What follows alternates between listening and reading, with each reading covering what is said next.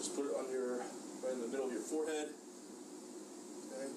Get that band off your ears, however it's most comfortable. Okay. Further out you walk away from the wall or door, harder it's going to be. Okay. And just come all the way back, really stretch it, pre-flex or pre-stretch. Then come down, up, down, up. And just hold the sides if needed.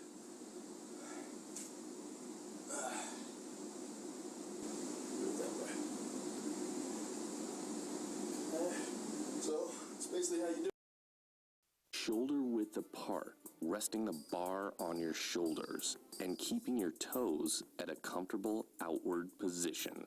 With your chest up and pressing your hips back, begin lowering your body as if you're going to sit in a small chair.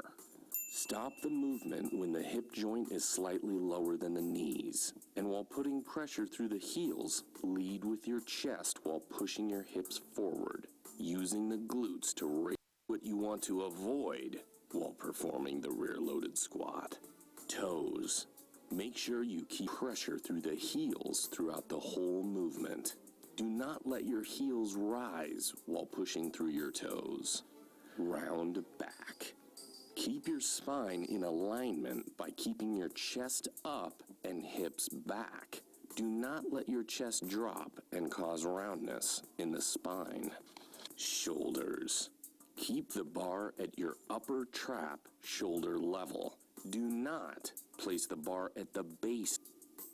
If your knees track inward while you're pressing upward, it's a good indication that your abductors are weak. Try pushing your knees out while you press up through the heels to make sure your knees... We do it, bring the heel to the butt, drive it down through the quad, through the heel, accelerate the trail leg through. And again, we do basically 3 sets of those, 8 on each leg. Again, the weight will vary, probably no weight at all. It's a 90-degree angle in your elbows, just barely past your back. Then you're going to breathe out on the way up. Do it again, come down, 90-degree angle, and come up. One more, bring it down, and breathe out on the way up. This exercise resists the lower body to create dynamic stability in the moving leg, static stability in the stationary leg, as well as the core and upper quarter or shoulder complex. This is an exercise. First video we'll be dealing with is lat pull downs. This is the correct way to do a lat pull down. Notice the back is arched, chest is out. When I come down and squeeze, my elbows are pointed toward my waist. Again, at the top of the movement, you can lean forward a little bit to get that extra stretch in the lat. Now let's go to the far more popular and incorrect way to do lat pull downs. All right, notice how there's a lot of rocking, a lot of movement, and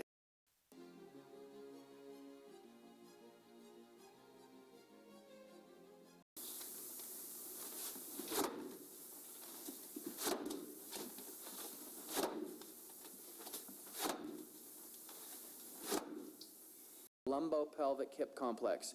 She's got her navel drawn in, and notice that she has her elbows locked. Show them the compensation. Physio ball hamstring curls. Lying on your back, place the heels on top of the physio ball.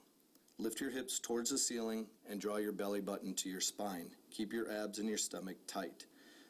Keep your hips in line with your shoulders. And while your hips are up, curl your heels towards your butt and squeeze your hamstrings. Hold for a split second, hamstring curls. Do 3 sets of 12 to 15 repetitions or until your muscles are fatigued. This is different than doing it on the floor because I've got this BOSU surface underneath. Apart, in the middle of the BOSU, shoulder width apart, holding yourself up. Now this might be difficult on someone's wrists, and if you do have wrist issues, the best thing to do is to instead do this on your elbows. So you can either come down like this, or you can start on your... Control the ball, turn quickly, absorb some kind of strength, power, and then explode off again. So, it's all kind of relevant to soccer as well. One was... For example, if I'm balancing on one leg with my eyes open and I see the room tilt this lower leg, you'll see a lot more activity there with my eyes closed.